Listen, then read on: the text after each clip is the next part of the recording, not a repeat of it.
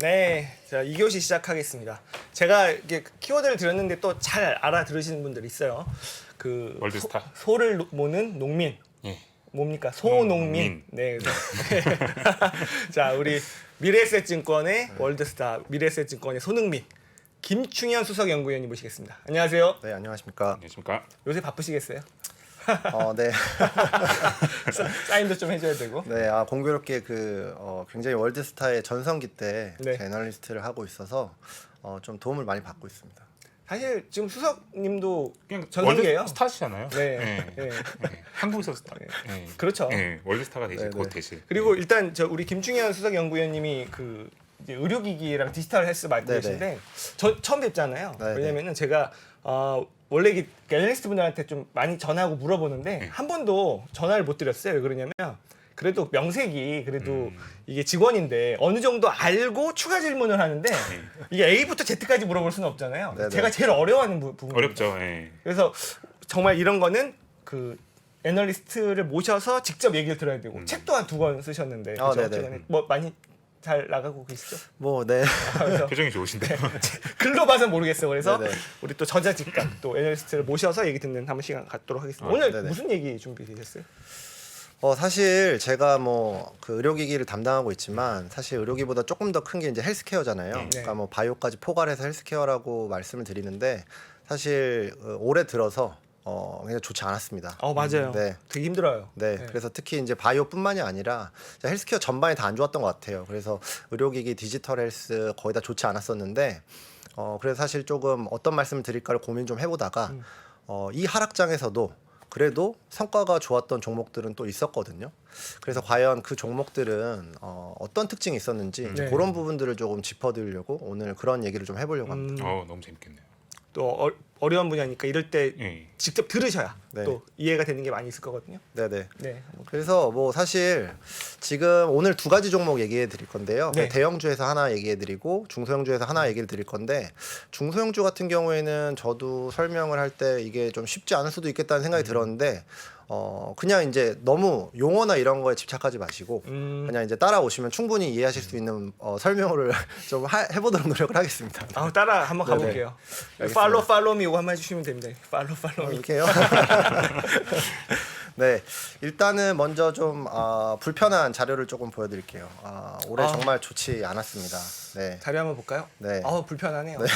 일단 그 미국만 보더라도 S&P 500도 거의 14% 빠졌고요. 네. 네, 근데 이제 헬스케어는 조금 낮습니다. 그러니까 건강 관리가 이제 헬스케어인데요.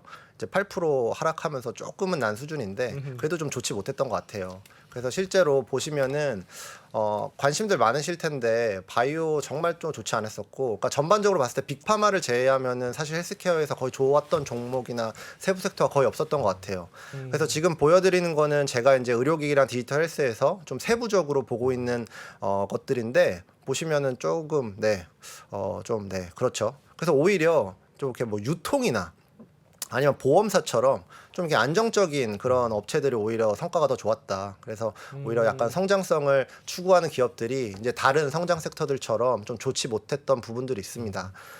그런데 이제 오늘 제가 말씀드렸던 그 2가지 종목들은 그래도 이 장에서 굉장히 좀 좋았던 것 같아요. 너무 좋았는데요. 네. 그래서 이제 대형주 같은 경우에는 유나이티드 헬스 그룹이라는 종목인데 제가 그래도 3%에서 몇 번 말씀드렸던 많이 종목인데요. 이제 이 종목 같은 경우도 사실 고점 대비해서는 조금 조정을 받았습니다만 YTD로가 올해 연초 대비해서 성과를 보면은 뭐 마이너스 2%가 안 되는 것 같아요. 그러면 사실 지수 대비해서 봤을 때는 굉장히 잘했다고 볼 수 있는 성과라고 볼 수 있고요. 네. 그리고 이제 중소형주 중에서는 이 회사는 좀 굉장히 독특한데 실제로 상승이 올해 2월부터 본격적으로 일어났습니다. 와, 야. 가파르네요. 네, 그러니까 YTD로 거의 150% 올랐고요. 근데 이제 둘 다 주가를 보시면은 이제 퍼인데요. 퍼 차트로 보시면 거의 20배 초반이거든요. 그래가지고 물론 이제 중소형주 같은 경우 굉장히 급등을 했지만 그래도 전혀 밸류에이션상 부담은 없다. 그래서 도대체 이제 대형주랑 중소형주 이 각각에서 어떤 특징이 있었는가 이제 그것들을 간단하게 말씀을 드려보도록 하겠습니다. 네. 먼저 오늘은 이제 대형주부터 시작을 해볼게요. 이제 요거는 크게 뭐 어렵지 않은 내용입니다. 그래서 일단은 유나이티드 헬스 그룹이라는 회사는 굉장히 저는 애정하는 회사이기도 하고요. 그래서 뭐 사실 이제 제가 이제 나왔을 때 그러니까 종목을 하나에 어떻게 보면 좀 몰빵하거나 집중 투자하시는 분들도 계시겠지만 사실 저희가 많이 추천해 드리는 거는 포트폴리오를 구성해서 가셔라라는 그럼요. 말씀을 많이 네. 드리는데요. 그런 과정에서 이제 포트폴리오에서 일종의 이제 수비수, 뭐 리베로, 약간 이런 역할을 해줄 수 있는 홍명보. 네, 네, 굉장히 좋은 종목입니다. 그 가장 큰 이유는 이 회사를 이제 유나이티드 헬스 그룹을 조금 들어보신 분들은 건강보험사로 알고 계세요. 건강보험사로 알고 계시지만 이 회사의 가장 강력한 장점은 다각화를 해놨는데 그 다각화 해놓은 것들이 굉장히 시너지가 잘 난다. 네. 그겁니다. 그래서 지금 먼저 보여드리는 장표는 굉장히 뭔가 복잡하게 되어 있는데 여기서 보여드리고 싶은 건 어떤 내용이냐면 이 제일 큰 영역들 이게 바로 이 건강보험 사업의 비중이에요. 그러니까 계속 내려가고 있거든요. 그러면 그 위에 있는 것들이 이 회사가 다각화를 하는 내용입니다. 네. 그래서 그러니까 이런 부분들이 굉장히 시너지가 잘 일어나고 있는데 그 시너지의 효과들을 보시면은 크게 두 가지 정도로 보실 수가 있어요. 그래도 메인이 건강보험이기 때문에 보험업 하면 가장 중요한 지표가 손해율이라는 지표거든요. 그렇죠. 그러니까 그러니까 덜 주고 많이 받고 그렇죠. 뭐 이런 지표인데 지표를 보시면 낮을수록 좋은 겁니다. 근데 경쟁사 대비해서 손해율이 꾸준하게 낮아고 있어요. 그러니까 이건 굉장히 뭐가 있다는 거죠. 네. 그리고 더 중요한 지표는 특히 요즘에 이 인플레이션 시대에서 가장 중요한 지표가 마진이죠. 영업이익률 같은 경우도 오르고 있습니다. 야. 특히 이제 어떻게 보면 건강보험이라고 하는 건 일종의 이제 금융업이라고도 볼 수 있는데 금융업에서 특히 보험업에서 마진이 오른다는 건 굉장히 의미 있는 얘기거든요. 그래서 이 가장 중요한 포인트는 건강보험 회사가 아니다. 건강 그 헬스케어 안에 그 다각화를 시켜놨고 그 안에서 시너지가 나는 회사다. 이렇게 이해를 하시면 될 것 같아요. 그래서 조금 더 구체적으로 말씀을 드리면 뭐 일단 유나이티드 헬스 그룹이라는 회사를 이제 낯서신 분들도 계실 테니까 네. 뭐 익숙하신 분들도 계실 테지만 이제 낯서신 분들 중심으로 설명을 해보면 이 회사는 크게 네 가지 사업으로 구성이 돼 있어요. 네. 네 가지 사업으로 구성이 돼 있는데 첫 번째가 이제 건강보험 사업입니다. 뭐 매출이 연간 매출이 2,200억 달러가 넘죠. 우리나라 돈으로 하면은 이 보험업에서만 거의 뭐 한 250조 정도 버는 거예요. 네. 어마어마한데요. 근데 이 비즈니스가 사실 영업이익률이 당연한 얘기겠지만 보험업이 이익률이 좋을 수가 없죠. 그렇죠. 그래서 이제 5% 정도 마진을 보고하는 사업입니다. 근데 이제 고객 수가 보시면은 이제 4,500만 명, 거의 우리나라 인구에 육박하는 정도 수준의 고객을 가지고 그러네요. 있어요. 미국에서만. 실제로 미국 1등 보험사인데요. 근데 이 회사가 보험업만 한다. 그러면은 이렇게 주가가 좋을 수가 없어요. 그렇죠. 밸류에이션. 네. 근데 이 나머지 세 개의 사업부가 뭔가 그리고 그 사업부가 보험이랑 무슨 시너지가 나는가 이제 이걸 이해하시면 되는데 그래서 한번 이 회사에 대해서 이해를 하신 분들은 굉장히 이제 좋아할 수밖에 없는 구조를 갖고 있는 회사입니다. 그래서 일단 첫 번째로 있는 사업부는 이제 의료 서비스 사업이에요. 미국 같은 경우에는 우리나라는 그 영리병원이 굉장히 이슈인데 미국은 사실 영리병원 사업이 가능하거든요. 네. 그래서 의료 서비스라는 게 쉽게 얘기하면 병원 사업입니다. 병원을 소유해서 이제 그 안에서 치료를 하고 이제 그런 서비스를 제공해 주는 거예요. 병원 사업으로만 거의 뭐 60조 정도 벌죠. 그래서 이 회사는 지금 고객 수가 이 병원 사업에서만 1억 명 정도가 있어요. 그러니까 이게 무슨 의미냐면은 보험 서비스 고객이 5,000명, 4,500명 정도 되거든요. 네. 근데 이제 고객이 병원 사업은 1억 명 정도 된다. 이게 무슨 얘기냐? 이 회사는 병원업이 그러니까 그 고객이 유나이티드 헬스만 있는 게 아니라 다른 보험사도 고객이라는 얘기죠. 그러네요. 네. 그래서 뭐 좀 설명을 드리겠지만 지금 건강보험 사업이 아닌 다른 세 가지 사업의 가장 큰 장점은 뭐냐면 외부 보험사나 외부 병원이나 외부 생명과학과 외부 헬스케어 기업이 고객이라는 거예요. 와. 그러니까 내 외부를 캡티브 시장만 하는 게 아니라 내부를 같이 본다는 거죠. 그러네요. 네. 굉장한 장점인데요. 그래서 이게 두 가지 장점이 있는데 데이터가 이 안에서 내외부 데이터가 같이 들어온다는 장점도 있지만 반대로 이 회사가 강해지면은 유나이티드 헬스케어의 경쟁사에게도 영향력을 절대적으로 행사할 수 있죠. 그렇죠. 네. 그런 장점이 있어요. 그래서 일단은 첫 번째로 중요한 회사가 이 의료 서비스 사업을 하는 옵텀 헬스라는 사업입니다. 그래서 당연한 얘기겠지만 보험사는 말 그대로 돈을 내주는 그러니까 영어로는 페이어라고도 얘기를 해요. 그쵸. 돈을 내주는데요. 그러면 어디다 돈을 주냐? 병원한테 돈을 주잖아요. 네. 근데 병원이 같은 그룹사잖아요. 네. 그럼 굉장한 시너지를 낼 수가 있어요. 그래서 우리가 소위 얘기하는 디지털 헬스 관련된 모든 사업들을 다 합니다. 그래서 우리가 원격 의료를 할 때 이제 아마존 아마존이나 무슨 빅테크들을 굉장히 이제 그 원격 의료 사업에서 이제 굉장히 중요한 그 세력으로 보지만 네. 저는 오히려 유나이티드 헬스가 훨씬 헬스가. 왜냐면 병원을 직접 갖고 있거든요. 그러니까 우리나라 생보사가 병원 갖고 있다 생각하면 되는 거죠. 네. 엄청 굉장한 거죠. 사실. 네. 그래서 그 안에서 병원에서 무슨 뭐 그러면 병원에서 나오는 데이터들이 굉장히 있을 거거든요. 그걸 이제 보험업이랑 연동을 시키는 겁니다. 그쵸. 손해율이 낮을 수밖에 없겠죠. 그 다음에 이제 두 번째가 이제 옵텀 RX라고 하는 건데 이제 RX라고 하는 게가 헬스케어 기업을 보실 때 RX라는 말이 붙으면 세라피라고 생각하시면 되고요. 의약품이랑 관련됐다 생각하시면 됩니다. 그러니까 이 회사는 의약품을 유통해주는 사업을 하는 회사고요. 이것만 비즈니스만 하더라도 거의 100조 정도 우리나라 돈으로 버는 거죠.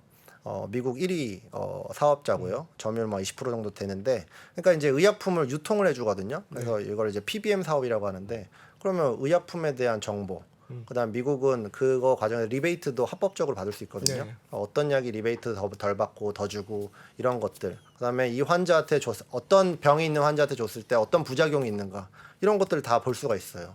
그럼 당연히 이제 이런 데이터들이 유나이티드로 헬스로 간다고 하면은 물론 근데 여기서 또 말씀드릴 게 네. 이게 분명히 또 다른 사업자들이기 때문에 파이어월이 분명히 있을 거예요. 네네네.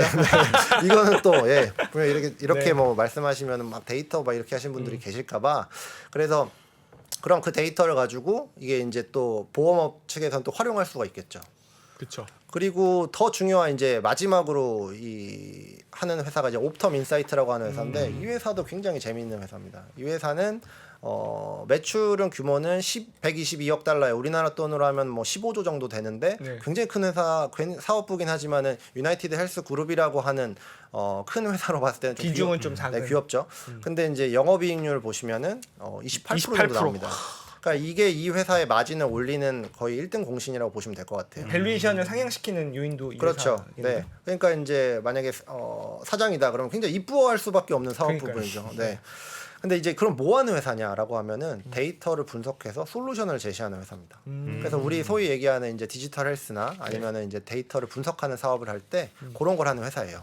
그래서 예를 들면 지금 얘기해드린 이제 사업부들 건강보험 사업, 그다음에 병원 사업, 네. 그다음에 의약품 사업, 유통 사업 이 세 가지 당연히 데이터가 어마어마하게 나올 거잖아요. 네. 그럼 그거를 AI로 분석을 해주는 겁니다. 결국에는 멀티플 올려주는 사업부가 네. 이거네요, 이거. 그런데 이 회사가 지금 백로그가 얼마가 있나? 당연히 이제 이게 일종의 이제 SI 사업 같은 느낌으로 보시면 될 것 같아요. 네. 그래서 이제 백로그라는 개념도 있는데 수주잔고가 228억 달러니까 우리나라 돈으로 하면은 한 4조 정도가 있는 거죠. 네. 그러면 이제 그래서 이런 것들이 모아져서 이 회사가 이제 굴러가는 겁니다. 그래서 생각을 해보시면 우리가 이제 아파서 진료를 받는다는 이제 그 프로세스를 생각을 해보시면은 네. 우리가 이제 의사를 만나서 이제 병원에 가고 그 다음에 이제 치료를 받고 그 다음에 약을 타고 그 다음에 그 우리가 보험 처리를 하고 그러니까 일련의 과정들이 있을 거잖아요. 네. 그러니까 완전 수직 계열화를 만들어 놔버린 거죠. 진짜 멋있다. 이렇게 수직 계열화되어 있는 회사가 또 있진 않죠, 미국에. 전 세계에서 유일하고요. 야, 네. 멋있네요. 진짜. 네, 이거 다 그래- M&A 해가지고 맞습니다. 다 들어온 거죠? 네네. 그래서 되게 좋은 말씀해 주셨는데요. 오늘 이제 그 포괄하는 주제 중에 하나가 결국 대형주랑 중소형주 중에서 결국 그런 비즈니스 모델 만들어낸 굉장히 중요한 요소 중에 하나가 M&A입니다. 아, 네. 그래서 이 회사 같은 경우에는 그런 비즈니스 모델을 가지고 있고 그 다음에 뭐 제가 오기 전에 봤는데 이 회사 또 배당도 잘 줘요. 네. 네, 잘 챙겨줍니다. 네. 그래서 또 배당을 또 상향을 했더라고요. 그래서 또 요즘 같은 시국에는 또 배당을 올려준다는 게 굉장히 또 장점이 될 수 있죠. 그렇죠. 네, 그래서 지금 이 회사는 사실 시총이 굉장히 큰 회사예요. 보면은 그러니까 S&P가 미국 지수 기준으로 탑 20 안에 들 겁니다. 제가 정확하게 기억은 안 나는데 엄청 큰 회사. 네, 400조 이상이 넘는 시가총액이 400조 이상이 넘는 회사인데 그 회사가 아까 주가 추이를 보여드렸겠지만 그렇게 올라가는 이유가 먼저 의료 산업이 성장한다고 하면 진짜 의료 산업 그 자체거든요. 그러네요, 진짜. 네. 그래서 뭐 최근에 뭐 의약품들 뭐 이런 얘기들도 나오지만 결국 그 가격도 이 회사 결정하고 그다음에 그거 처방하는 그 권한도 PBM이나 옵텀 RX를 통해서 그것도 결정할 수 있고 그래서 이제 이런 구조를 갖고 있는 회사다. 네. 의료 산업은 어쨌든 성장하잖아요. 맞습니다. 그죠? 특히 미국 같은 경우에는 제가 이제 뭐 여기 나와서 가끔씩 말씀드리는 거긴 하지만 이제 OECD 평균 지출 금액이 의료 비용이 한 8% 정도 돼요. 근데 이제 미국은 한 17% 정도 씁니다. 아유, 2배를 많이 더 네. 쓰네. 굉장히 큰 그래서 미국에선 굉장히 큰 산업이고요. 그래서 사실 이 회사가 그러니까 그 수출가 글로벌 플레이는 굉장히 제한적으로는 하긴 합니다. 그런데 그럼에도 불구하고 어떻게 보면 미국 내수 기업이에요. 미국 내수 기업임에도 불구하고 네. 폭발적인 성장이 가능한 이유가 결국 헬스케어 산업 그 자체의 어떤 그러니까 뭐랄까요? ETF 같다고 할까요? 약간 그런 느낌이 나는 회사라고 볼 수 있죠. 그러네요, 진짜. 네.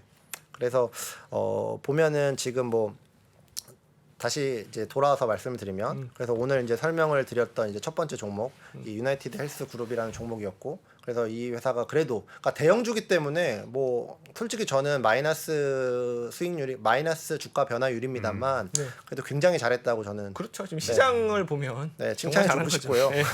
근데 그 이면에는 제가 오늘 이제 말씀드리고 싶은 거는 이 비즈니스 모델이 있다. 네. 그러니까 결국 이 하락장에서 버텨줄 수 있는 종목이다라는 걸 좀 얘기해 드리고 싶고요.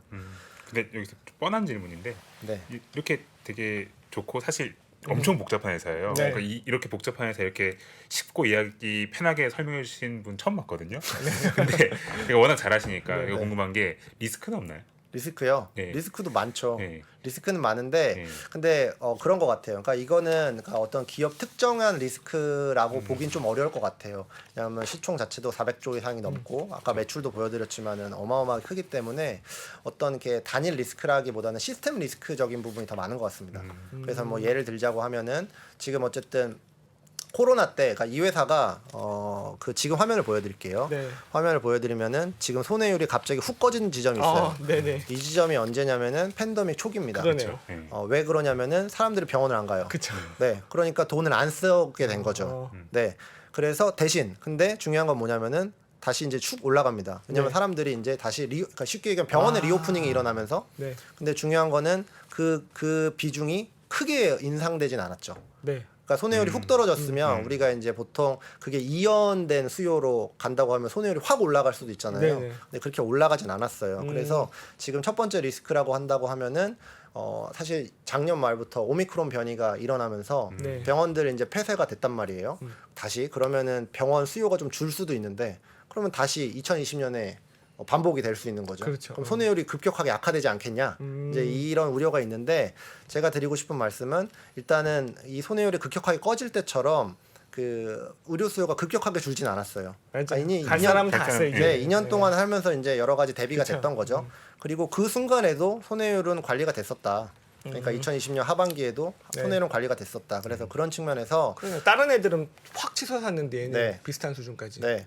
그래서 이제 그건 굉장히 그 옵텀 인사이트라고 하는 AI 솔루션이 굉장히 역할을 한다고 봅니다. 왜냐면 미국은 보험 체계가 굉장히 복잡해서 저희 3명의 보험 커버리지가 다 다르거든요. 그러니까 실수를 할 수밖에 없어요. 수기로 하다 보면. 미국은 여전히 팩스도 많이 쓰거든요. 네. 네. 그래서 그런 첫 번째 리스크는 이제 의료 수요가 갑자기 급증했을 때 가장 주력 사업의 손해율이 악화될 가능성이 있는데 저는 그 부분은 조금 제한적이라고 보고요. 물론 리스크는 맞겠지만. 그리고 이제 두 번째 요소는 이제 옵텀 그 RX 그 PBM이라는 사업부인데 이게 사실 미국 의약품 가격을 올리는 주범입니다.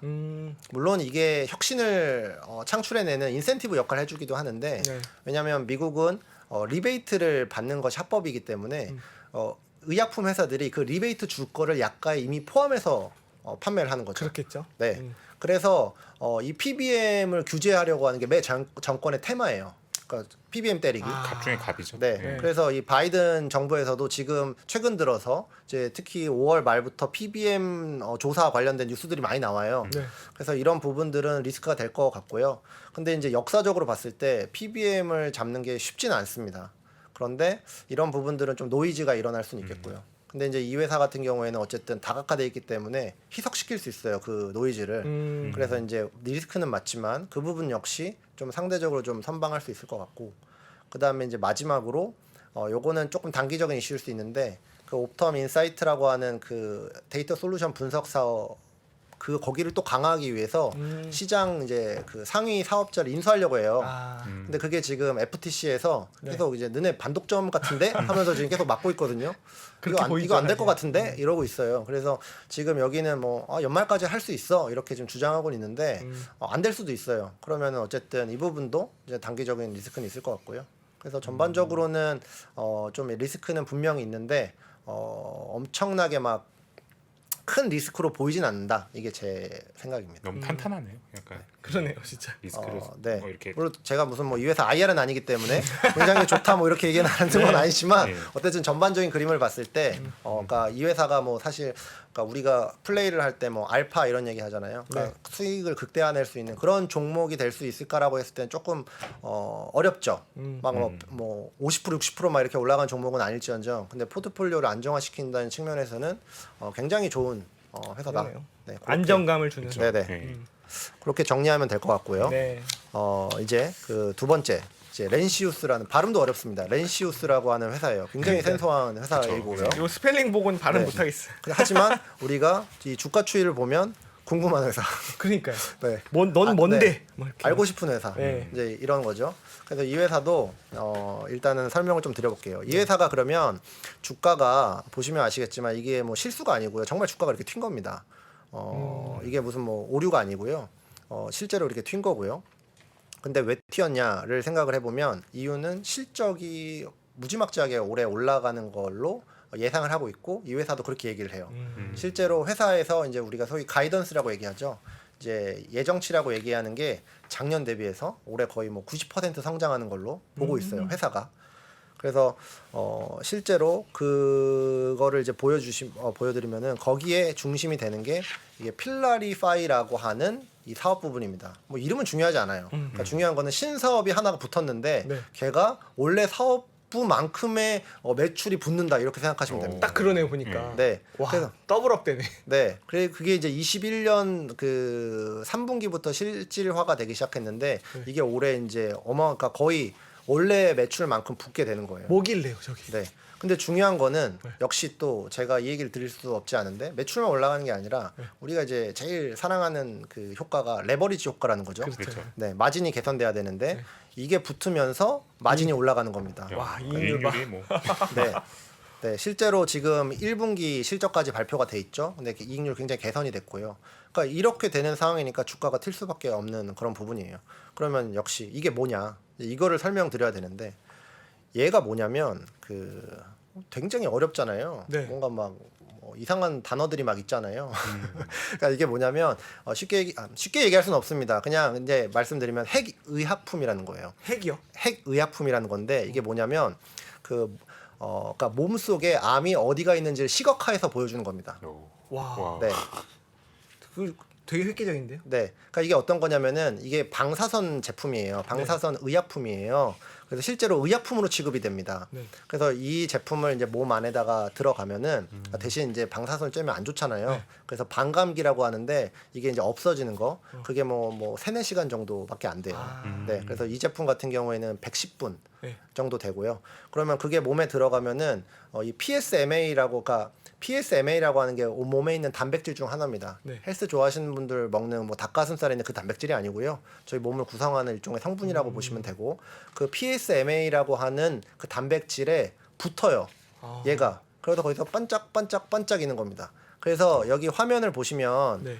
그 이 할아버지인가 뭐 아저씨인가 하시는 분의 그 내부 사진이 있는데 여기 이렇게 반짝반짝이는 게 보이잖아요. 네. 그러니까 여기에 그 PSMA라고 하는 그 단백질이 있어요라고 이제 보여주는 거예요. 아, 그럼 저거를 기계를 어떻게 넣어요? 기계 아닙니다. 그러니까 방사선 그 의약품이에요. 아 그냥 뭐 알약 같은 걸 먹는 거예요? 알약은 아니고요. 그래서 이제 몸에 이렇게 주입을 하게 된 다음에 주사. 네, 그걸 한 다음에 이제 병원을 가시면은 큰 병원 가셨을 때 PET라고 하는 게 있어요. 네, PET라고 하는 장비로 몸을 찍는 거예요. 아. 그럼 여기서 방사선이 붕괴가 되면서 양전자 에너지가 나오거든요.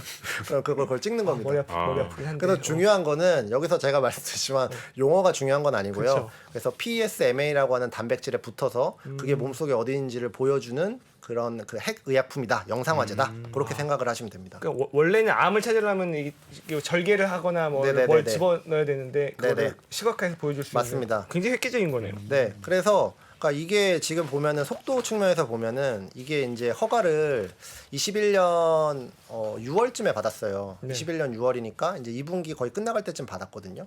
근데 보시면은 지금 이게 매출로만 보셔도 되는데 실제 이제 얘네 이 기업이 산정하는 마켓에 점유율 침투율이라고 생각을 하시면 됩니다. 이게 분기가 갈수록 쪽짝짝 올라가잖아요. 다른 애들은 뭐예요? 그럼 원래 기존에 있는 다른 애들이라고 하시면 기존에 지금 뭐 원래 99, 97, 80. 요거는 이제 침투하지 못한 영역이죠. 그러니까 100으로 봤었을 때 이 기업이 지금 이 제품으로 34%까지 그러니까 지금 출시한 지 3분기 만에 34%까지 침투를 했다는 거죠. 그러니까 이게 굉장히 의미가 있는 거고요. 하긴 내가 그러면 이거는 약간 초기 환자들이 쓰는 거예요? 아니면은 이미 좀 암이 많으신 분들이 쓰는 거예요? 굉장히 아니면- 좋은 질문이십니다. 네, 네. 그래서 이거는 여기도 그래서 이게 적혀 있는데 재발하거나 네. 혹은 전이 된 분들한테 쓰시는 거예요. 그래서 아. 재발한 전립선암 환자 같은 경우에는 이제 요거를 이제 쓸 수 있는 거죠.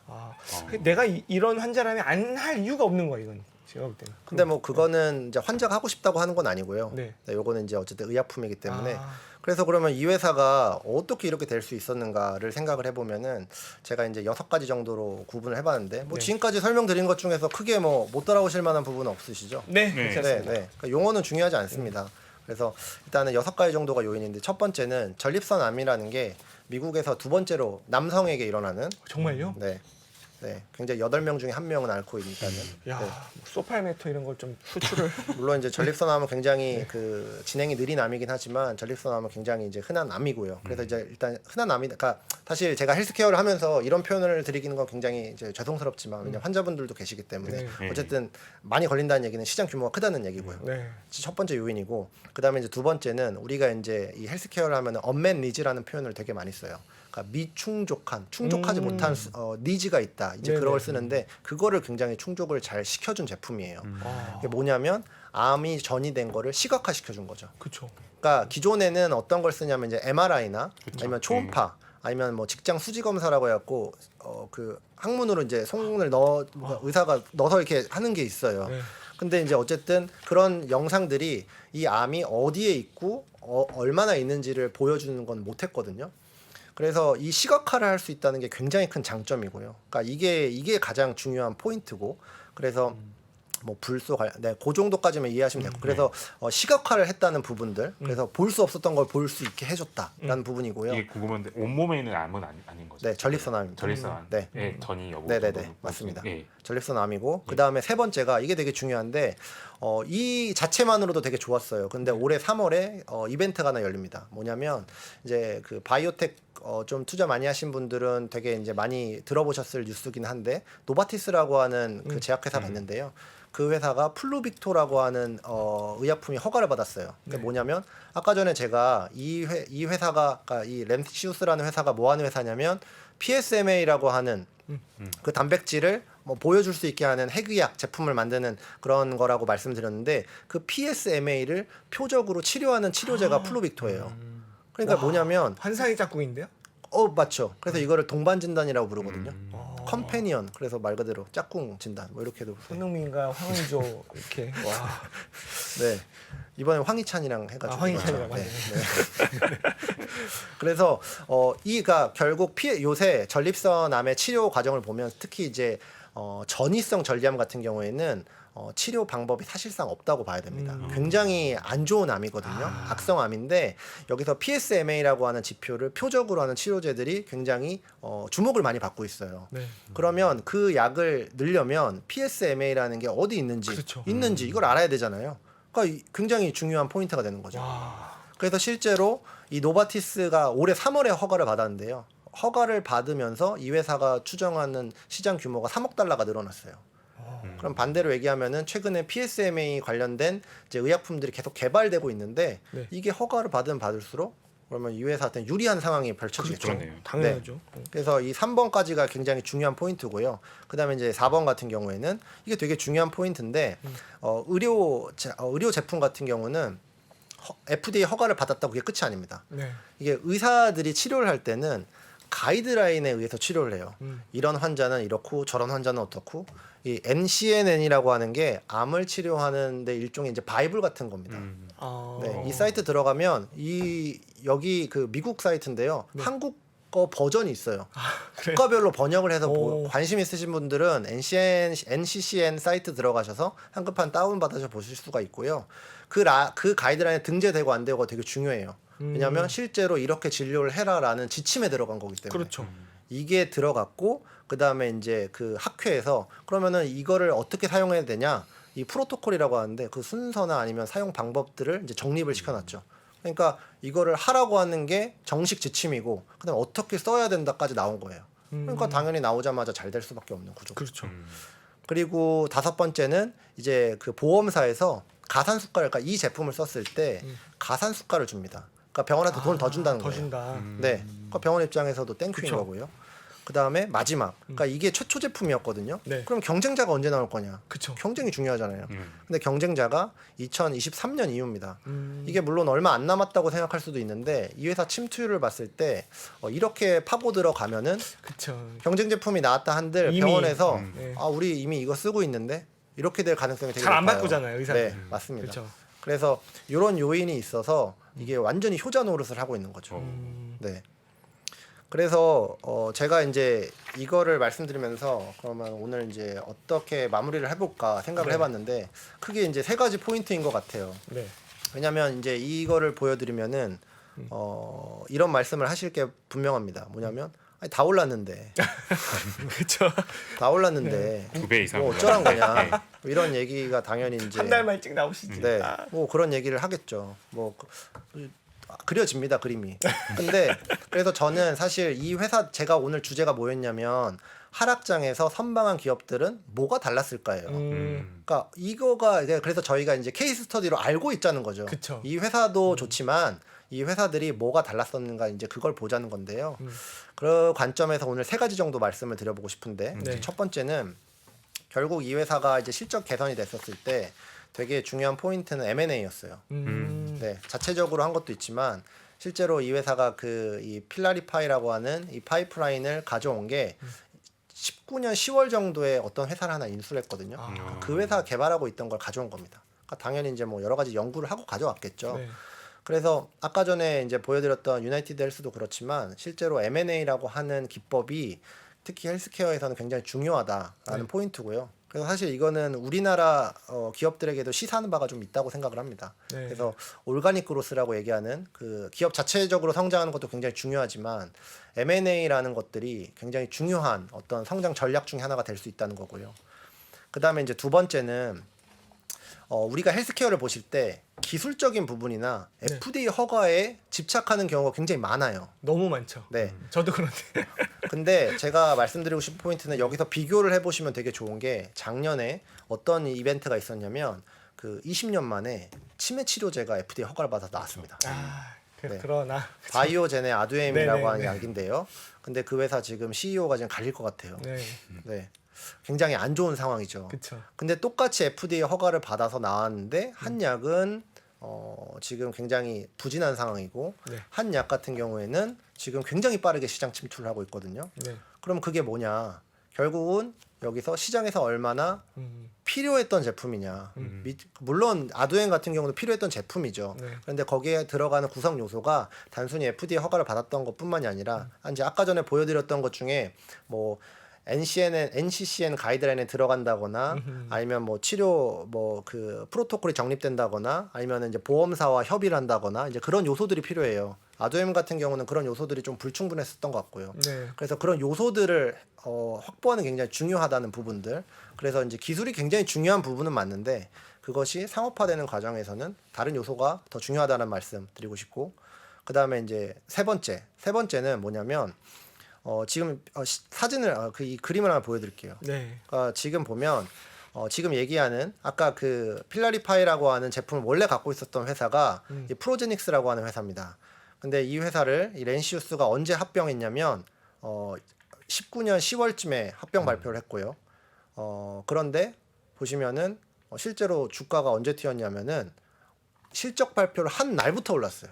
아. 네. 그러니까 이게 뭐냐면 이때 합병을 했죠. 네. 그러고 나서는 당연히 이렇게 주가 요 구간에서는 이제 투자자들이 욕했겠죠, 이제. 그렇죠. 합병을 하다 주가 지금 계속 빠졌잖아요. 그러니까요.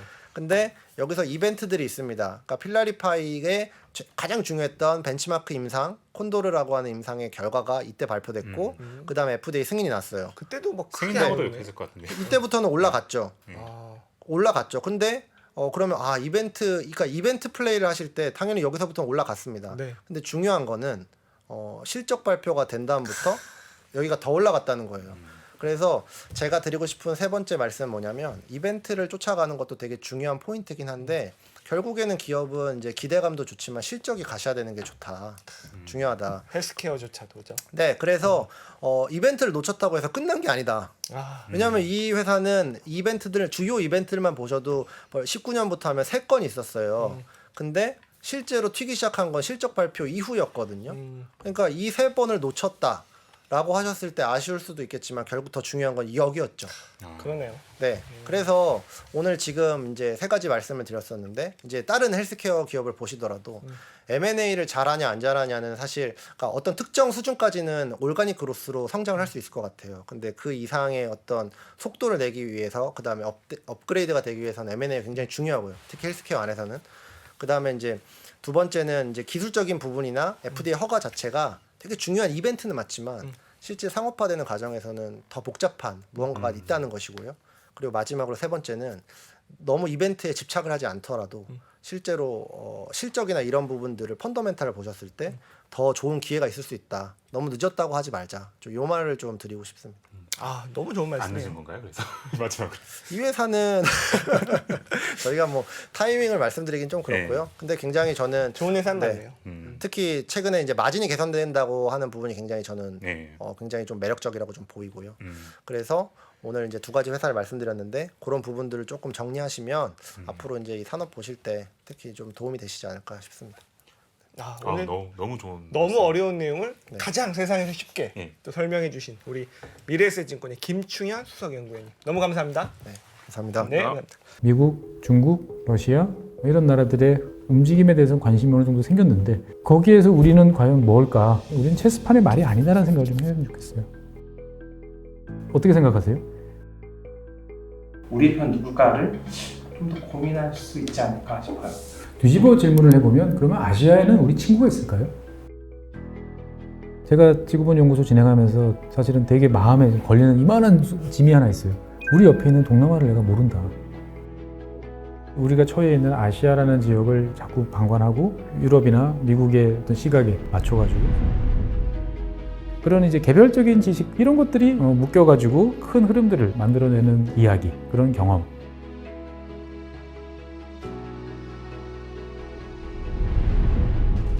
작고 잡다한 지식이라도 그것들을 절대 무시하지 말라. 나는 그건 되게 긍정적이고 그런 지식들을 연결해서 말 그대로 위즈덤이잖아요. 정말 현명해지고 뭔가 남들하고는 좀 차별화된 그러한 관점 그리고 그러한 비전